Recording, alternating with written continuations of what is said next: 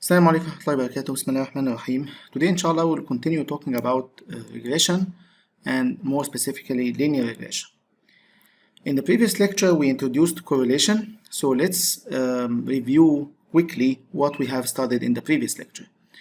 The correlation coefficient measures linear association between two variables. So if we have two variables, then the correlation coefficient gives us an indication of how the values of both variables clustered around a line. Or in other words, if they have linear association. The correlation coefficient is based on standard units and it has value between -1 and 1. If it is 1, that means that the scatter is perfect straight line sloping up, and if it's -1, then the scatter is perfect straight line but it is sloping down. If it's 0, then that means that there is no linear association or it is uncorrelated. But that doesn't mean that there is no association at all between the two variables. As we saw last time, there might be a quadratic association, which is nonlinear association, and the coefficient will be 0 in this case, or the correlation will be 0 in this case, but that doesn't mean that there is no association at all. It just means that there is no linear association. Here are some examples of correlation. So for the first one, R is equal 0, so there is no correlation at all. You see that the values are scattered all over the place. Here is some small correlation, which is positive. Here is a stronger correlation. Here is even stronger. Here is a very strong correlation, which is almost aligned. So all the values that are scattered are around a straight line. So it is clustered around a straight line. Here is an example of a negative association or negative correlation, where the correlation is 0.5 but sloping down. Remember how R was computed. So we start by converting the values of x and y into standard units, and then we take the product of the element y's values, and then we take the average of all of these products. And that's how the correlation coefficient is computed. Again, it measures how clustered the scattered values are around a straight line. Now let's see how we do prediction using regression. So that's the topic of this lecture. So recall that we started to talk about prediction very early in the course when we talked about the dataset that relates the mid-parent, or that relates the parent height with the child height. So we were given the mid-parent height, which is somewhere between the mother's and father's height and the child height, and this is the scattered values that we have in the dataset. So if you remember, the question was, how can we predict child height from mid-parent height? So if we are given a value here, let's say 71, what should be the predicted value for the child height? And the proposed solution that we had was as follows. Let's take a strip around the value of the mid-parent height that we want to predict the child height for, and get all the values in this strip a bit less than 68 and a bit more than 68, and then we take all of these values and get the average of them, the average of the child height for them, and that will be the predicted value for the child height. So that was the proposed idea that we discussed earlier in the course. If we do that for every point here on the x-axis, for every unique mid-parent height, we will get those gold values or gold points. And you will see that they are acting like a line here. Okay, so every point here is the average of the strip, okay, in this area, and taking the average of all of these values of the y-axis, and that will be the predicted value for that mid-parent height. This method is called nearest neighbor regression. Nearest neighbor regression. So in this method, we group each x with similar or nearby x values. That's what we do when we take the strip. So a little bit before and a little bit after the given value of x. And then we will average the corresponding y values for each group. Okay, so the group here is the nearby group, is the neighborhood, and we take all the y values, the corresponding values for this in this neighborhood, and we get the average of them. And that will be the predicted value for a given value of x. So for each x value, the prediction is the average of the y values in its nearby group. And the graph of this prediction is called the graph of averages. The graph of average. So the graph that we saw in the previous slide was actually called the graph of averages. Why is that? Because every point here is an average of a set of values of y given the value of x. So if the association between x and y is linear, then the points in the graph of averages tend to fall on a line. And that's exactly what we saw in the previous slide. Because the association between x and y can be approximated by a line, then we saw that the graph of averages tend to fall on a line.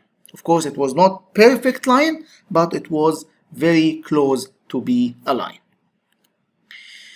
Now, where is the prediction line here? Where is the graph of averages for a relationship like this?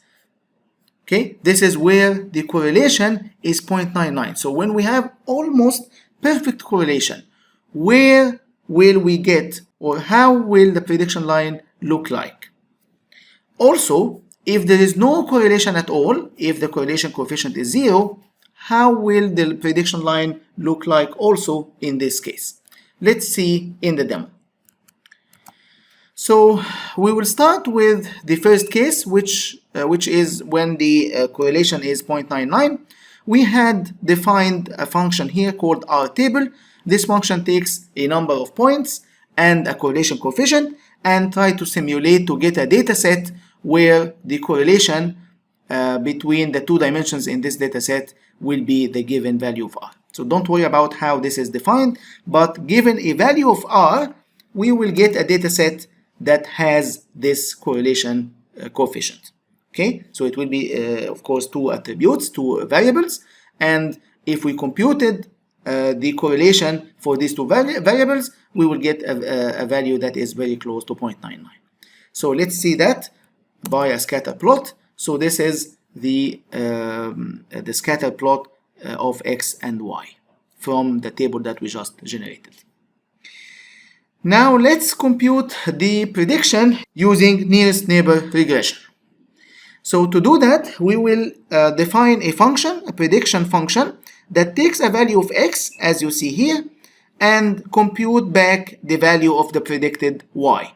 How we do that using the nearest neighbor regression? We take a strip around x. Here the strip is defined by 0.25 to the left and 0.25 to the right. We get all the values within this strip, and then we add it as a column, and we get the mean. So we get the mean of the values within this strip. So that's the prediction function. Let's try it when we give it a value of minus 2.25. So where is minus 2.25 here? This is minus 2, so minus 2.25 is somewhere here. So the corresponding value is expected to be somewhere in this area, maybe minus 2 or a little bit less or a little bit higher. So the predicted value was minus 2.14. So that's not very far from what we expected. Let's do that on all the values of x. So we'll apply this function on the column of x, and we plot the scattered values for the new table. So that shows us the predicted values. So the predicted values here are the gold points, and you will see that it is almost a perfect line. It is almost a perfect line. Okay, so again, those gold points are the predicted values for the different values of x using nearest neighbor regression. Now, what is the slope of this line? What is the slope of this line? Let's try. It seems like a very neat slope here. Probably it's like a slope of 1. So let's try slope of 1 and see if that will be close to the points, the gold points here or not. So we'll draw a line of slope 1. Again, the line here is a function that we defined earlier in this notebook. Now this is the blue one is the line of slope 1, and you will see it is very, very close to the gold points. So that means that the gold points, if we saw them as a line, the slope of that line is 1. Remember, what was the correlation coefficient of those points? The correlation coefficient was, if you remember, was 0.99. So almost 1. Almost 1. So keep that in mind, that the line that is almost matching the gold points is of slope that is very close to the correlation coefficient. Let's try 0. So that was the other case in the slides. So if we had the data set for a correlation coefficient of 0, we'll get something like this. And now let's apply the prediction function on this data and plot it. And let's see how it will look like, how the predicted values will look like. So here's what we get. So for this data set now, here are the predicted values of y given x. Okay, remember, in regression, the main goal is to predict the value of a variable given the value of another variable. So that's the main objective of regression. So if we see here, it's not a line, but it is kind of a line trend here. Again, what is the slope of this? This is very clear that it is a slope of 0. So if we draw a line of slope 0, we would expect that it is very close to the gold points. Again, what was the correlation coefficient of this data set? It was 0. Okay, so that's another case where when the correlation coefficient is r, then the slope of the line that is matching to the nearest neighbor regression is a line of a slope that is equal or very close to the correlation coefficient. Let's try that with a data set of half correlation coefficient. So we would expect that if we draw a line of slope half, it will be very close to the predicted values. And instead of doing that, we will draw a line that is of slope 1. That is of slope 1, and see if it really matches the predicted values or not. How can we know that? Let's try one example when x is 1.5. So here is, you see this black line, black vertical line is at 1.5. If you look at the values in the strip around this line and take the average, you will see that this point that is on the red line that is of slope 1 is not the average. So the average is somewhere maybe down here. Okay, you see the points here and the points there. So it's not the case that this is the average. Probably the average will be somewhere here.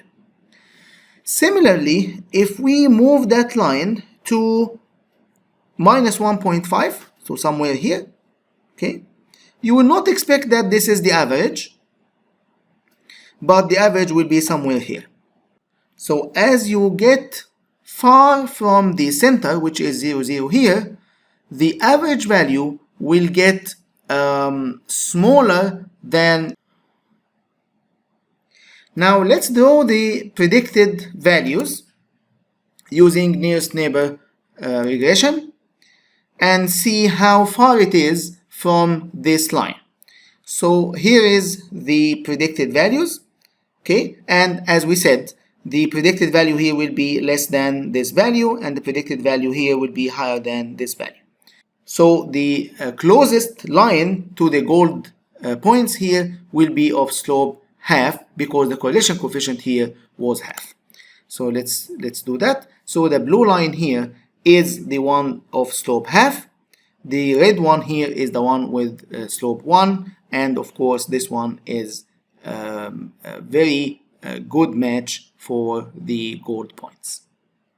Now let's get back to the slides and talk now about linear regression. So from the examples that we saw in the demo, we saw that when we have a data set that has a correlation coefficient R, the slope of the line will be R. And if you noticed in the data sets that we draw, it is always the case that the center of the graph, the center of the data set is 0, 0. Okay, which reminds us of conversion to standard units.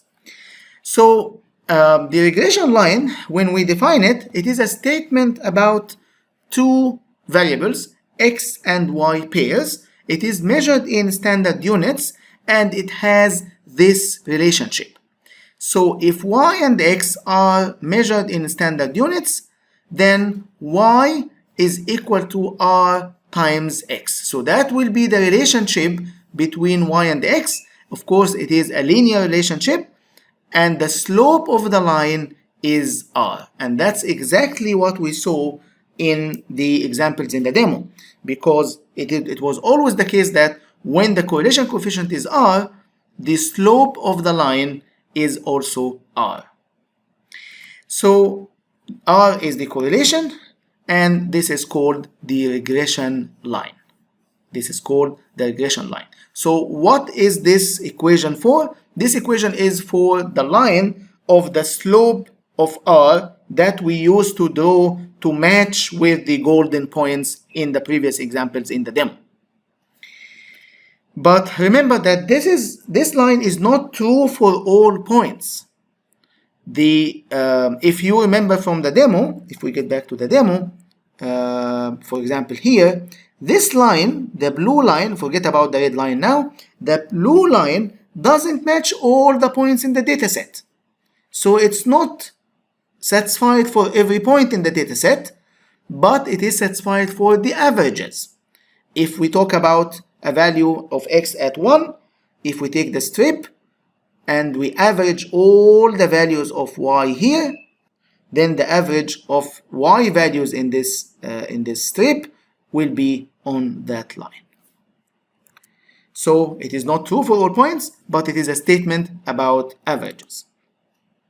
Now, if we look at the equation here, we said that y is computed in standard units and x is computed in standard units. But if we convert back to the original values, the original units, y in standard unit is the original y minus the average of y over the standard deviation of y. And x in standard units is the original value of x minus the average of x divided by the standard deviation of x. Why did we call this as an estimate of y and this as given x? Because remember, in regression, we are trying to predict the value of a variable given the value of another variable. Here we assume that we want to estimate y given x. Okay, that's why we call it here estimate of y. So now this equation is relating the original value of x to the estimated value of y. The left hand side is the estimated y in standard units, and the right hand side is the correlation coefficient times the value of x in standard units. And that's what we saw in the previous slide. What we saw in the previous slide was y in standard units equals to r times x in standard units. But now we expanded y in standard units and x in standard units by their original values. Now this equation can be rearranged as a linear equation. So we can take y here on one side and we put everything else on the right side. If we do that, then we can see that the equation will be an equation of a line that can be expressed by a slope and intercept. So this is the traditional form of a linear equation, or an equation of a line where we say where y is equal to the slope of the line times x plus the intercept. So the slope here is the slope of the line, and the intercept here is the value of y when x is 0. So when x is 0, this part is gone and y is equal to the intercept. This is a very common form of defining a line. So y is equal to the slope times x plus the intercept. Let's see it graphically. So we saw that it is always the case that the line goes through the center, which is 0, 0. And since the slope of the line is the correlation coefficient r, that means that if we move 1 unit in the x-axis, the corresponding value in y will be r. Okay, and that's why the slope here is r. Now, if we convert back to the original units, 1 in standard units means a standard unit of x, and r in the y dimension is actually r times the standard deviation of y. Okay, and the point 0, 0 is actually the point of the average of x and the average of y, because when we subtract the average of x, we'll get 0, and here when we subtract the average of y, we will get 0, so we'll get 0, 0. Now the slope of the line in the original units is r times the standard deviation of y divided by the standard deviation of x. So that's the slope of the line. Remember, the slope of the line will be r only after we convert x and y to standard units. But in the original space, the slope will be r times the standard deviation of y divided by the standard deviation of x. So if we want to predict y in the original unit, then we should use this slope. So if we rearranged the equation that we saw in the previous slide, we will get, and we put it in that form, we see that the slope of the regression line will be r times the standard deviation of y divided by the standard deviation of x, and the intercept of the regression line will be average of y minus slope times average of x. Let's see a demo on the regression line. So we will start by defining the functions that we need to compute the slope and the intercept of the regression line between two variables. So as you saw, the slope is a function of the correlation, so we have to compute the correlation first. To compute the correlation, we need both values of x and y in standard units, so we will have to define a function to get the standard units. I think you saw this many times before. Now the correlation between the two variables is first getting the standard values of both x and y, and then element-wise product, and then the mean of the values of the product.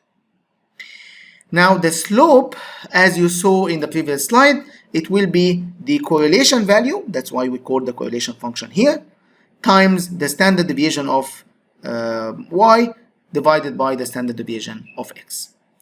And the intercept will be the average of y minus the slope times the average of x. Okay, let's get back to this equation just to make sure. It's average of y minus the slope times average of x. How did we get this equation? We get it from here. Okay, so we got it from this equation, okay, by reorganizing it or restructuring it into this form. We'll find that this part will be, as we saw here, the average of y minus the slope times average of x, and the slope will be the correlation coefficient times the standard deviation of y divided by the standard deviation of x. Now let's apply that on the data set of the heights, the mid-parent heights and the child heights. Let's upload it. Then this is the function that we used earlier to predict the values of y given x using the nearest neighbor regression. So that's not new. Here we got this trait to be 0.5 before and 0.5 after. We'll add this as a column in the table. Then we compute the slope and the intercept of the regression line. So using the functions that we defined earlier, we get the slope to be 0.63 and the intercept to be 22.63. Now let's try an example. Let's take the row number 123. So the child height here is 71.5. So let's make a prediction for the child height. So how can we get the predicted value using regression for that value of the child? Remember, the estimated value of y equals the slope times x plus the intercept. We computed the slope and we computed the intercept, and this is the value of x. But before we compute the regression value, let's do it using the nearest neighbor. Okay, so remember that we applied it here. We applied it here on all the values. So the predicted value using the nearest neighbor is 66.75. So now let's compute the regression value for all values of x in our dataset.